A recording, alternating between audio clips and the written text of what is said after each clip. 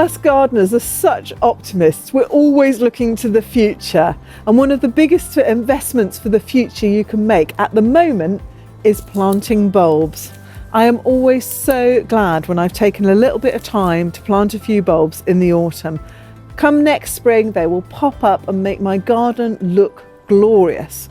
A few times that I've missed doing it, I've always so regretted it. So I try and make myself do it, however cold the weather is.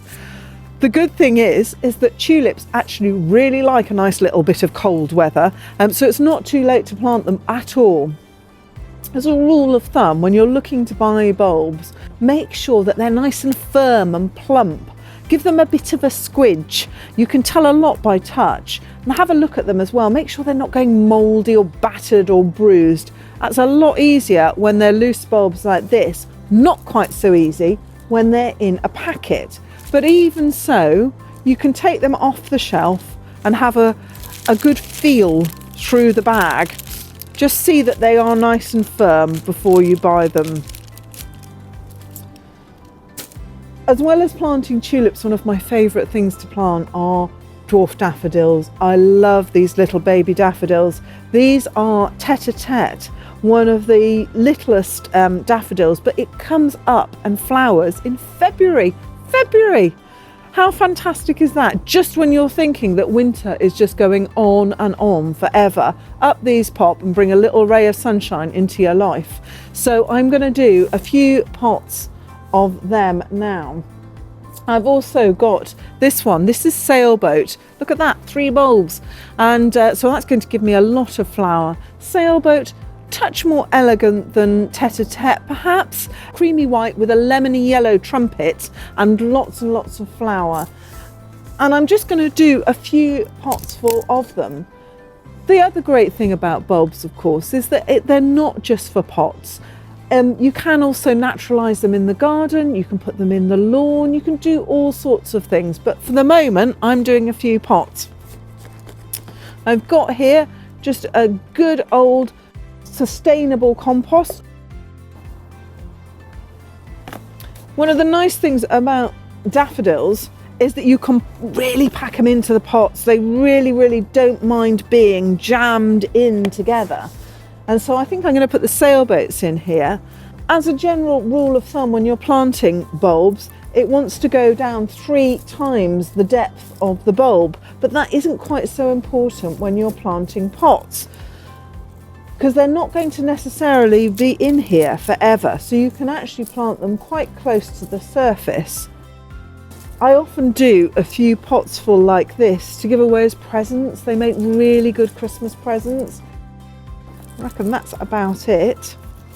I'm just going to put a little sprinkle of compost on the top. Now these need to stay outside, and what I would do, or what I will do, is I am going to put a little bit of chicken wire over the tops of the bulbs just to keep the squirrels off them. Otherwise they will have them, they'll be digging them up and hoarding them, and I'll end up with daffodils all over the place. One of the other little pots that I wanted to show you as well is these. These are a little thing called Scilla sibirica, which is just starting to sprout. And these are dainty little bulbs. They are absolutely cobalt blue when they flower. They are the most delicious shade of blue. And I'm just going to do a little potful. These naturalise absolutely brilliantly, and they will look wonderful if you put them under shrubs. They like being a little bit shady, so quite handy. Under shrubs, under trees, they'll look great. But I'm just going to do a couple of little pots full as presents for some friends. And again, a little bit of the compost.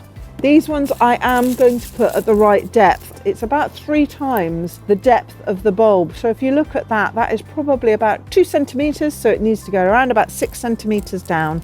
And that applies to pretty much all the bulbs that you can think of. There we go. I quite like the simplicity of just having one plant in a pot, one single variety. But you can do the whole layered bulb thing where you put in several different types of bulbs in the one pot in layers on top of each other, because the bulb depths are different. So, having planted up my little pots, it's now time to move on to something a little bit bigger.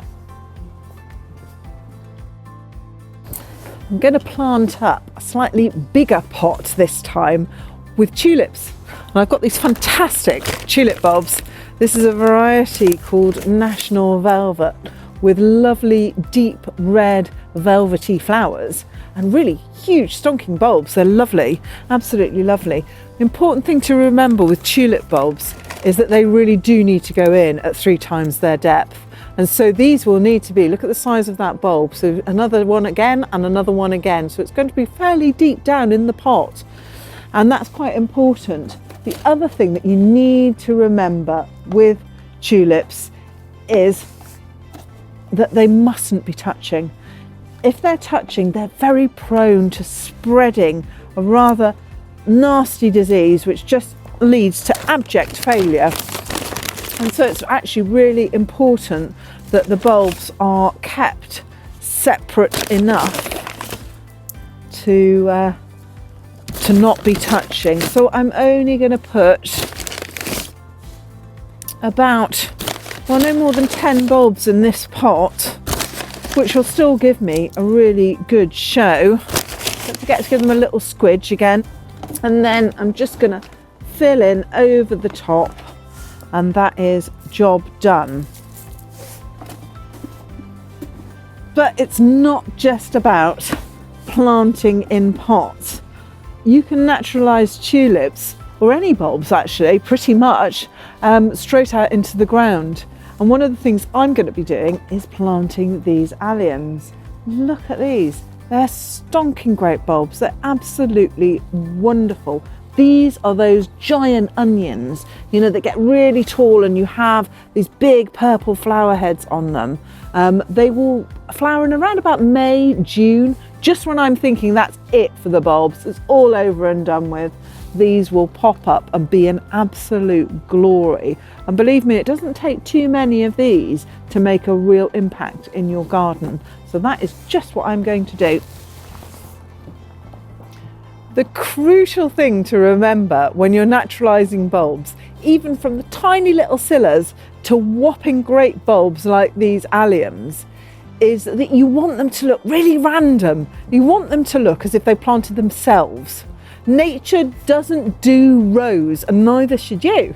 And the easiest way to get that random look is really just to stand in the middle of your border with either a single bulb if they're big bulbs or a handful if they're smaller bulbs, and literally just drop them. And where they land, that's where you plant them. And that will give you your really random look. Now, I've got my work cut out planting this lot, so I'll see you in the depths of winter. Join me for a load of ideas, hints and tips for your garden.